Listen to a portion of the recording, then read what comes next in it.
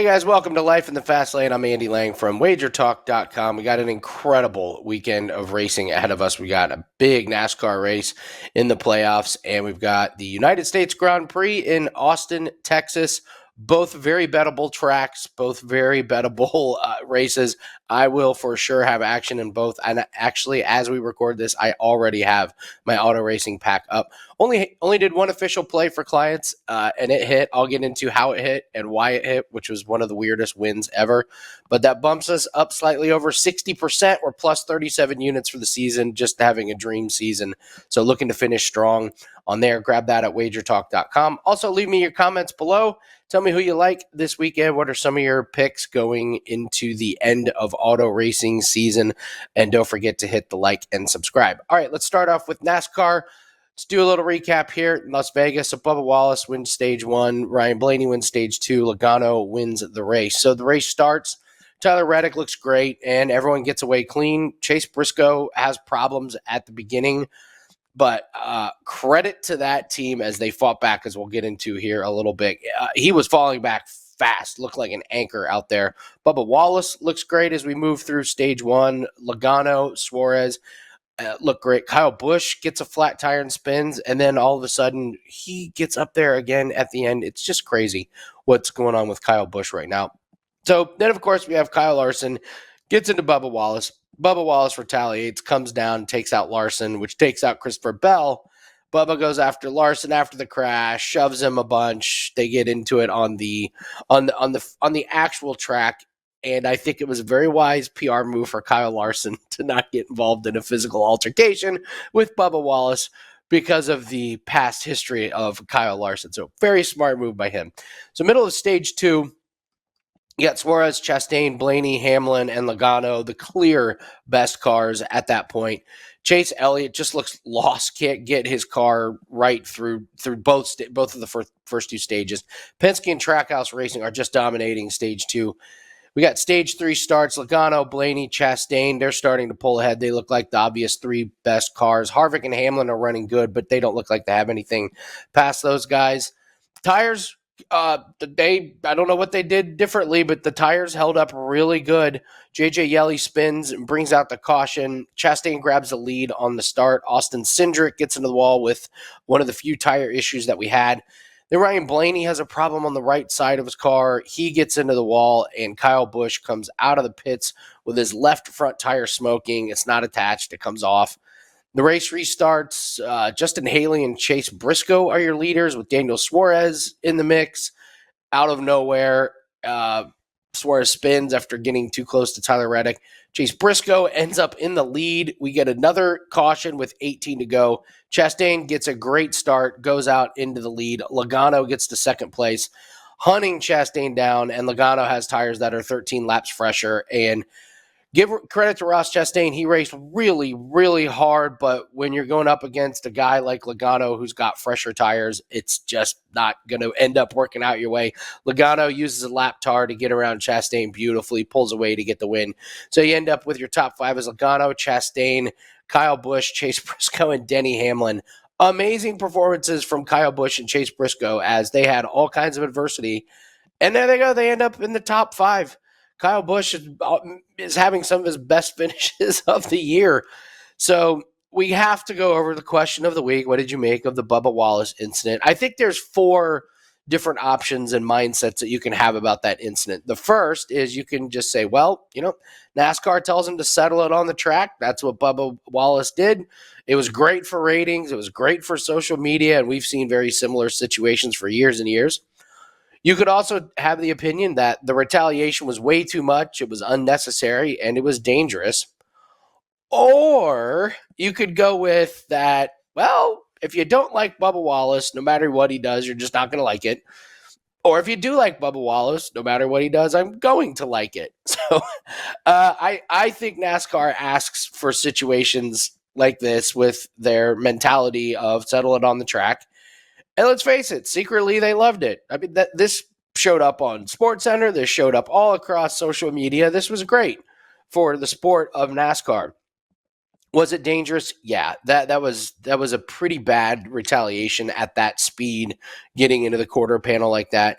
He gets suspended, and I think it was a pretty good idea to suspend him. You're really not hurting him because he's not in the playoffs, but you do have to say, hey, you can't spin somebody at that fast, that violently into the wall. We just can't have that kind of situation. But Bubba, he said it. He's not taking crap from anybody, and out there, drivers at least are going to respect it, whether you thought the move was dangerous or not. So, uh, a part of that race, or a part of that crash, I should say, one of the strangest winning bets I've ever cashed. I had Christopher Bell over Kyle Larson.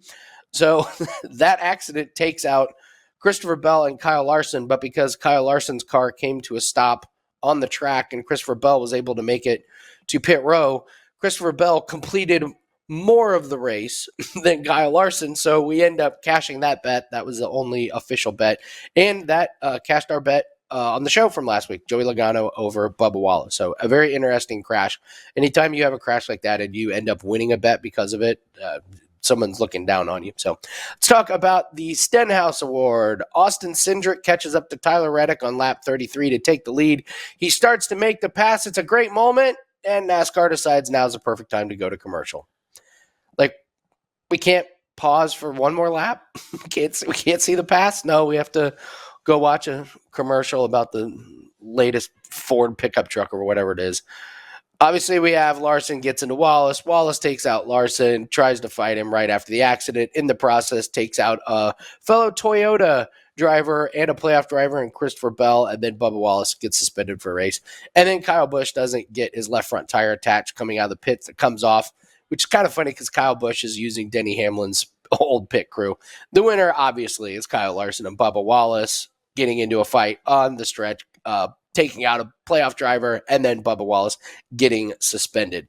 So after that incident, this was a big one because your playoff standings now, Joey Logano, Ross Chastain, Chase Elliott, Denny Hamlin, your top four. Your last ones are Byron, Briscoe, Blaney, and there's Christopher Bell. That was a big one. Christopher Bell could be in another situation where he has to get a win, and he can do it. Those Toyota cars are very fast. This could be a really good track for him. He was running good in that race before that incident. So let's take a look at this week's NASCAR race. It is Homestead. I will tell you, be very careful when looking at Homestead's past results. This used to be the championship race, and in that, it's the last race of the year. Everyone kind of move out of the way and let the final four drivers fight it out at the end. So past finishes, I just don't think are going to tell you much, and they're not going to be very accurate as to who's good consistently at that track. We don't know who was switching pit crews. We don't know whose resources were going away to teammates that were in that final four. So just be careful when you're looking at Homestead. We actually have a free pick coming up at the end of this show involving this Homestead race. What I did to try and give a little context to this, I'm not going to look at Homestead's past results. I'm going to look at the top 5 average finishers at Texas, Kansas, and Las Vegas. Those are all cookie cutter-esque, all playoff tracks. So we've seen these guys race on these recently. Your top 5 finishers here: Denny Hamlin at 5.7, Logano at 6.7, Chase Briscoe at 7.3, Ross Chastain 7.3, William Byron at 8.7. I'll tell you right now, I'm looking at the Penske cars. I thought Logano and Blaney looked fantastic, and then I'm going to be looking at Joe Gibbs Racing cars. I don't think you can count out Hamlin and Christopher Bell if they can nail those setups before the race starts. And I will tell you, Toyota is plus 230 for the winning car, and Ford is plus 240 for the winning car. If you're down on, say, William Byron and Chase Elliott, you don't think that those guys are going to compete for the win as we saw last week. Maybe you sprinkle a little bit on Toyota at plus 230, and maybe you sprinkle a little bit on Ford at plus 240. If any of those Toyotas or Fords win, you're going to come out ahead on that one. So I think those are a little bit mispriced as having Chevy as the big favorite here. I just really liked what I saw from the Toyotas and from the Fords. It's not going to be a huge bet for me, but that's something to keep your eye on. So let's take a trip to the slipstream and let's talk Formula One. No race last weekend. We got the United States Grand Prix in Austin. A couple of things to note. Alfa Romeo's bringing upgrades to their wings to try and compete better in the middle of the field. So we're going to need to look at practice for Alfa Romeo and see if they really have found something, because they're taking a pretty big swing at the front end of their cars. We'll see if it makes any difference or not. Could be a situation like Aston Martin where they made big upgrades to the rear wing and it just didn't make any difference. Also, Mercedes making their final upgrades for the season for this race. They've openly said they do not know if this upgrades will work on this particular track until the first session. So they think it'll work, but this is more of a play moving out of this year into next year. So Mercedes, we see is looking ahead to next year. So I wouldn't go all in on Mercedes just yet until you see practice sessions and we see if anything has changed for Mercedes. As for this race, I mean, Max Verstappen is minus 240 to win. I can't recommend anyone else besides him to win this race. If we want to take a look at this track, again, here we have another track that should set up well for him. 2 big, long straightaways. He's going to fly on those. And as soon as he gets out of DRS range, I mean, it's over. So look for him to qualify up front. I don't know if we're going to have any gearbox changes or anything. I doubt it. So if he goes out good in qualifying, he's going to be up at the front. Look out. I know last Formula One race, and I will give you guys credit, you were nice enough to point out that I said the weather looked like it would be good for the race, and then it turned out to pour on the race. Austin, Texas, there's no rain in the forecast. I mean, none through the weekend. It's Austin, Texas. It's a little bit more predictable than Japan, I think. So I feel pretty confident in saying weather looks like it should be good, so we shouldn't have any weather-related chaos. If we does advantage, and if we don't have any rain, a big advantage for stopping. We mentioned wait until practice, see if the Mercedes and the Alfa Romeo's upgrades mean anything.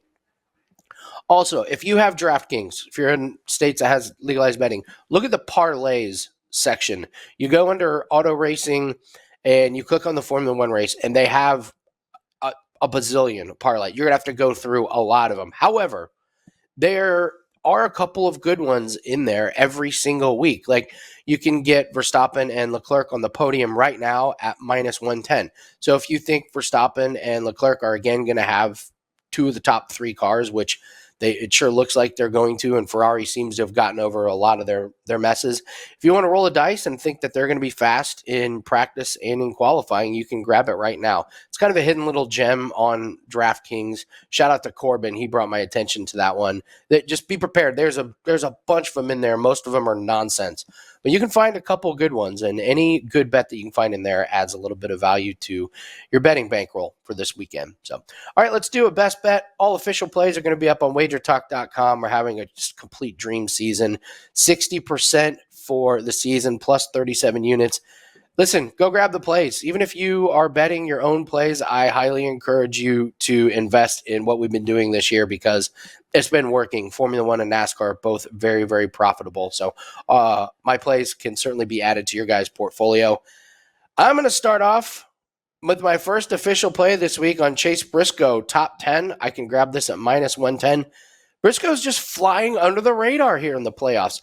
He has 4 top 10 finishes in a row at Texas, Talladega, Roval, and Las Vegas. So you got a bunch of different tracks, and he's looking great. He's finished 5th and 4th at the last 2 cookie-cutter tracks, and give him credit. His car was junk at the beginning of the race. They navigated the race beautifully. He ends up inside the top 5, and he's a playoff driver who has a lot more motivation to finish top 10 than everyone else who's been eliminated. He's hitting his peak at the perfect time of the season. I absolutely love when guys hit their peak at a certain time of the season because you get a really, really nice window of them overachieving, and this is his apex. Chase Briscoe has 7 top 10 finishes this entire season. 4 of them are in the last 4 races. And out of all of the playoff drivers in this race, he's got the lowest odds to finish in the top 10. Yet only 2 drivers have a better average finish than him at the 3 cookie-cutter playoff tracks. This is not indicative of how good Briscoe is driving. The price is off, and they're pricing this based on name value. People aren't looking at Chase Briscoe as a real threat. Do I think he's a threat to win the whole thing? No. Can he rip off another top 5 and certainly a top 10 finish? Absolutely. We're down to 8 playoff drivers. So you got a lot of drivers out there with no motivation. I will happily take Chase Briscoe at this price to finish top 10. I had my eye on him last week, and I was at the beginning of the race, I was glad I laid off, and then he proved me wrong. So I'm certainly not going to bet against Chase Briscoe moving forward, but I am going to be betting on him at that just wonderful price at minus 110. So best bets, Chase Briscoe, top 10 at minus 110. The rest of the plays will be up at wagertalk.com. It includes all Formula One and all NASCAR plays. We're looking to bump up over this 60% mark, continue the dream season. Let's have a great racing weekend. Should be amazing. 2 great races, 2 very gettable and bettable tracks. Let's have a profitable weekend. I'll see everyone next week on Life in the Fast Lane.